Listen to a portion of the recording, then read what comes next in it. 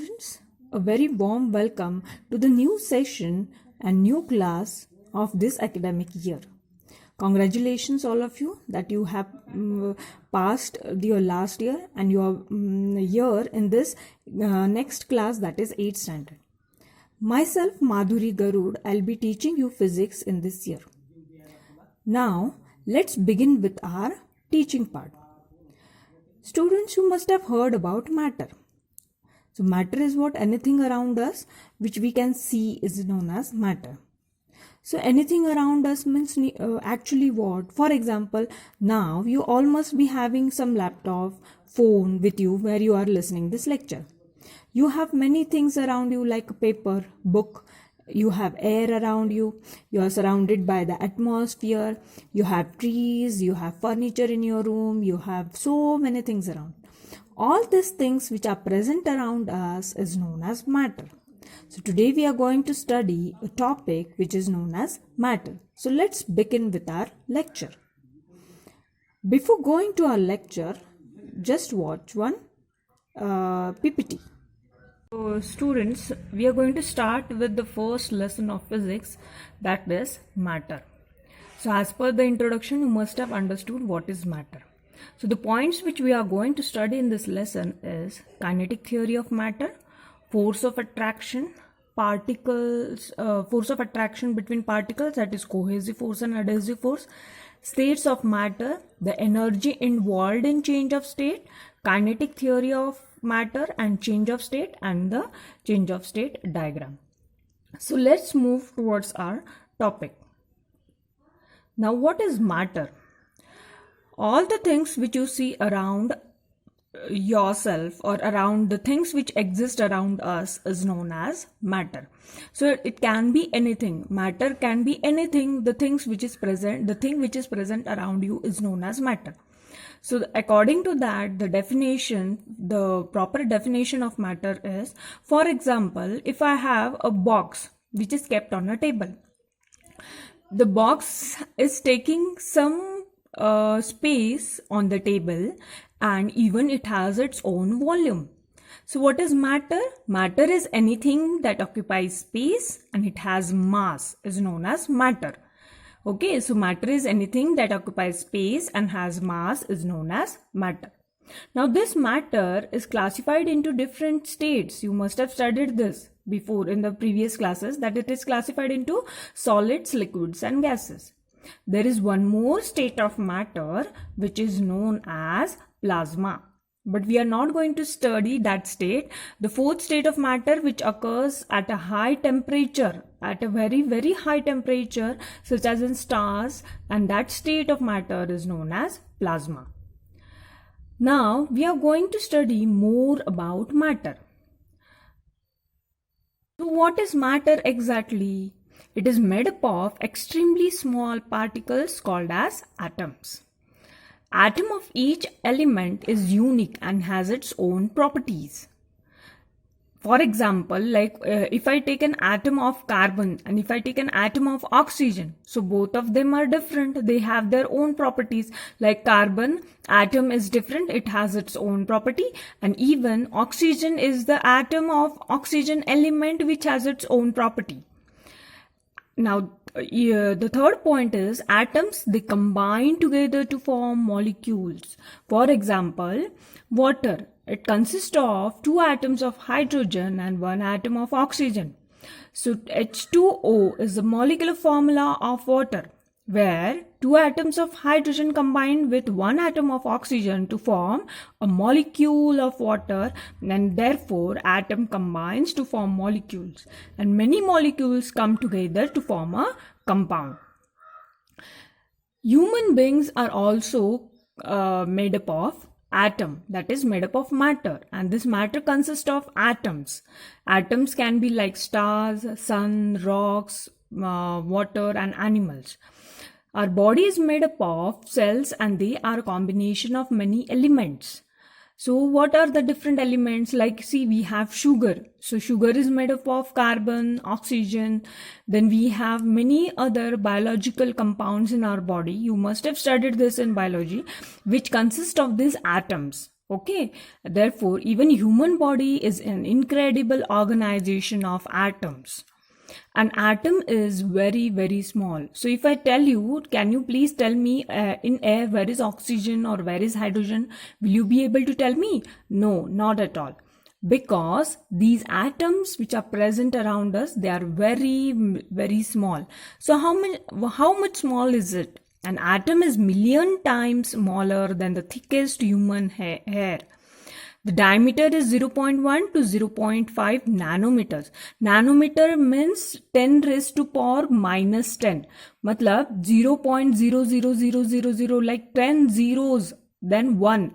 So 0.0 ke aage 10 zeros then 1 makes 10 raised to minus 10. And such a small size is of an atom. Before moving to the next part, we are going to see few activities. So just see the activities and observe them carefully because we are going to need it for the further explanation. Students, now let's observe the activity. I have a glass of water. Into this glass of water, I have poured some water. Now, I have food color with me. I'm going to add a little amount of food color into this water. See, you can observe it properly, isn't it? So, now I'm going to stir this. You can see the color of the water. Okay, now I'm going to pour more water into it. Okay, kindly observe the color properly. Previously, the color of water was very dark. But when you add more and more water to it, the color of the water fades. So, what do we observe? That every time we add water, more amount of water, the color of the water becomes faint than before. So, what can we conclude? This shows that each crystal or each particle of the food color is made up of many tiny particles, and that particles get distributed when you go on adding water. So this is the observation. Let's observe the next activity. I have taken a glass of water, and in this glass of water I have added water. You can see I have marked the level of water with red color. Can you see this? I have marked the level with a red color marker because we are going to see what is the change in the level, whether it changes or not. Now, into this water, I am going to add salt. So, see, I have added salt into this water. As I have added this salt, I am going to stir it properly. Okay, I am going to stir it properly. If you see the level of water, okay, the salt dissolves in water and there is no change in the level of water. The level does not rise up. So this is the second activity. The first activity which we saw was what? When there was less water, the food color showed dark color, and when there was more water, when we go on adding water, the color fades. The second experiment was we have marked a water level into the glass, then we have added some solute into it. The solute was salt, and then when you add the solute, when you dissolve it properly, but there is no change in, when the salt dissolves properly, there is no change in the level of the water. So what can you say when you observe the level of water does not change on dissolving the salt? So we can say that the particles of salt occupy the spaces between the particles of matter. So there are two things here now. We have water also and we have added salt also. So whatever the salt was added, it got dissolved. Dissolve हो गया मतलब वो क्या हो गया? The water molecules which have some space between them, that particle space is being taken by some of the salt molecules. So there is no rise in the level of the water. Now we are going to see the next activity. Hello students, now just observe the third activity. I have taken a glass of water filled with I have taken a glass of water. This glass is filled with water. Now I am going to add a little bit of food color into this. Just observe what happens when I add the particles of food color. See, you can see a very nice view how the particles are getting distributed into the water, isn't it? See how nicely you can observe how nicely it is getting distributed into the water, isn't it? So what do we observe here is the particles of food color, they spread randomly, isn't it? See, they are spreading randomly and evenly throughout the water. Okay, so when evenly, you can see down how evenly they are getting distributed. So what we can say from this, due to the movement of particles of water and the food particles, this happens. Okay, this happens due to the movement of water particles and the food particles, food color particles.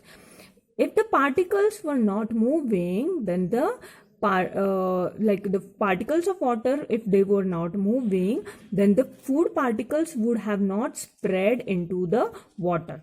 Like for example, if you add a block of food into this water, will it spread? No, it will not. But you can see how the food particles are getting distributed into the water because the water molecules are continuously in movement, and this movement of water particles allow the food color particles to mix into it and spread evenly.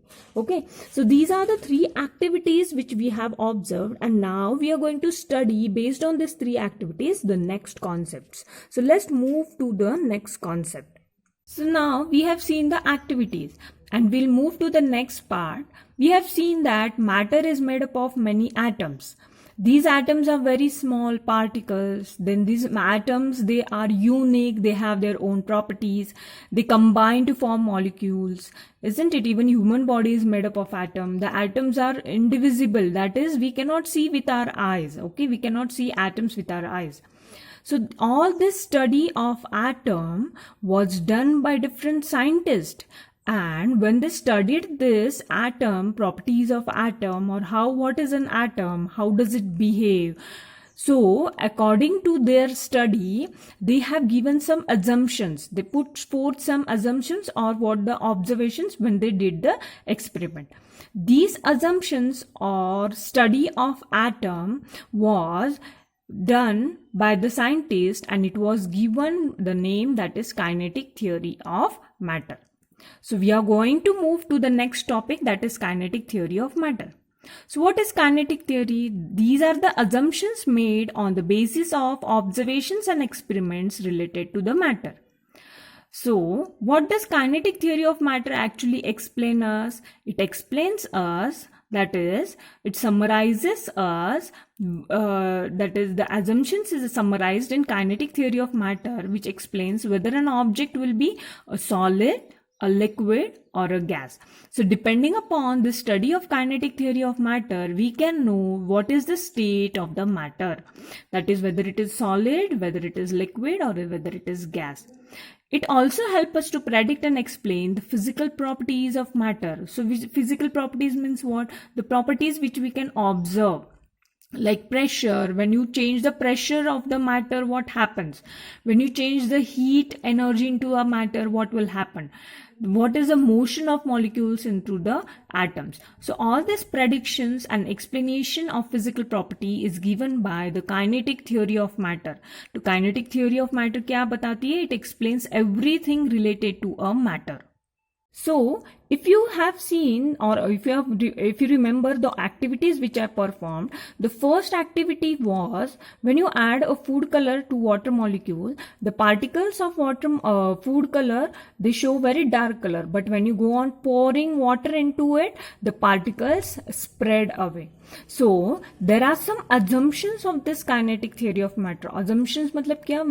When they studied the matter, scientists studied matter, they have put forth their observations or assumptions. So what are the assumptions? The first assumption was the matter is made up of particles. These particles can be atoms, it can be ions, it can be molecules.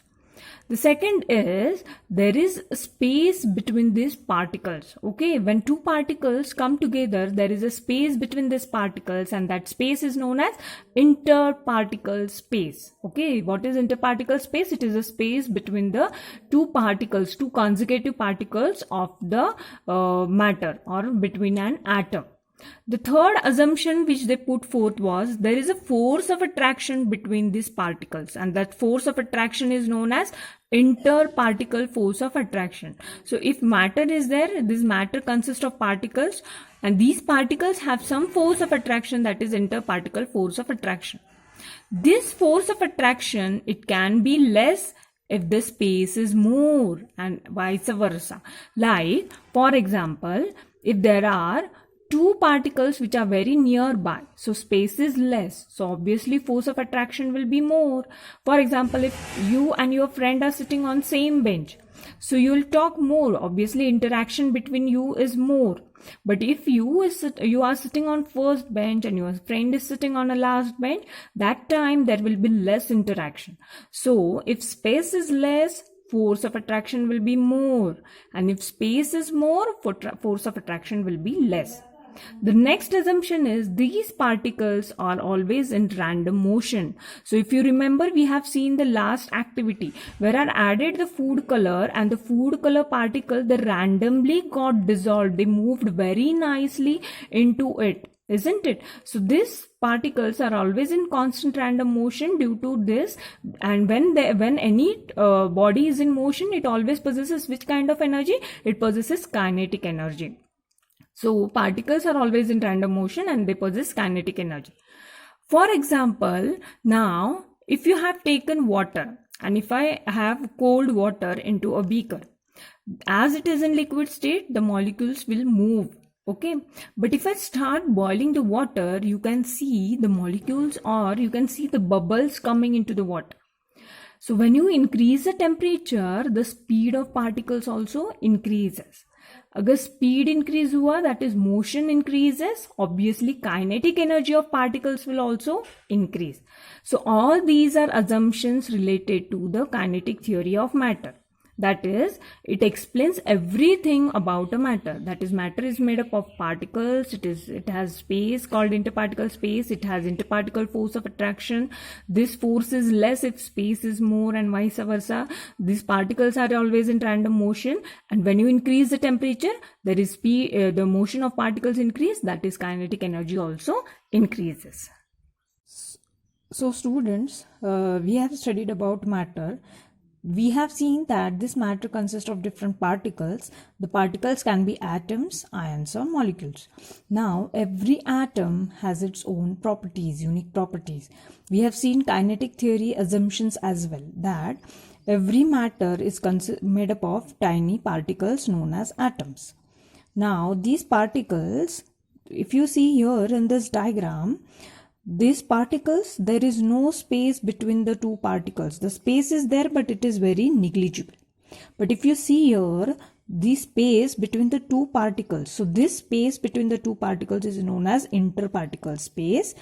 And if you see here in this diagram, this interparticle space between the two consecutive atoms or particles is two more compared to this particles and compared to this particle. So this interparticle space makes matter classify into different types of states. So how is it? For example, now you see here the state here, it is the interparticle space is very negligible. Because this space is negligible, the force of attraction between those two particles, which is known as intermolecular force, is too large.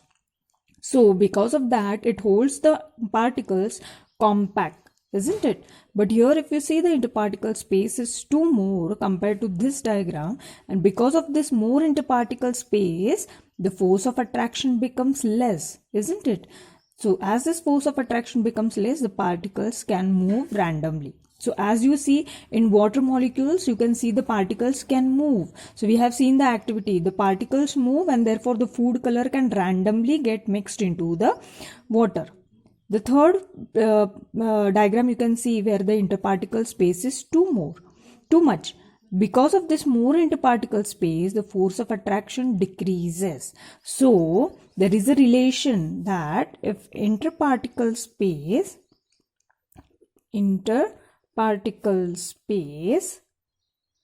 if it is high, more, then interparticle force of attraction is less. Interparticle force of attraction is less. So there is an inverse relation. Space is more high. This arrow means space is more. So force of attraction will be less. And if space is less, force of attraction will be more. So this is the relation. Now just look at the next concept. If you see, I have taken a beaker. In this beaker, I have taken water. Now this water is present in terms of molecule. Water is having water molecules, isn't it? There are many water molecules. Now, if you consider this molecule, the center one, this water molecule is surrounded by other molecules. These are also which molecules? Water molecules. But if you see this water molecule which is present at near the glass, this water molecule is surrounded by, from this side it is surrounded by glass particles, but here it is surrounded by water molecules, isn't it? If you see this water molecule which is there at the surface, here air is present, above this air is present. So here this water molecule is surrounded, half side it is surrounded by water molecule and half side it is surrounded by the air particles. So there are two types of force of attraction. The force of attraction between the molecules of same type or similar type, and the force of attraction between molecules of different types. So here this water molecule is surrounded by water molecules from all sides. Therefore this is similar kind of force. And this water molecule is surrounded by glass from one side and water molecule from other side. So this type of force of attraction where the molecule is surrounded by different types of molecule is another type of force of attraction. So there are two types of force of attraction which exist between the molecules. So let's see the two types of force of attraction. So students, there are two types of force of attraction between particles. The first is force of cohesion, which is between the similar kind of particles. That is, if one water molecule is surrounded by other water molecules from all sides, that is known as force of cohesion, that is cohesive force. And there is another force of adhesion, that is between the different kinds of particles. Like if water molecule, if you put on any surface like wood, that water molecule will be surrounded by wood. That is force of adhesion, where water gets stick to the wood, surface of wood. That is known as force of adhesion between different kinds of particles. So these are the different types of force of attraction. Now let's see how this force of attraction behave.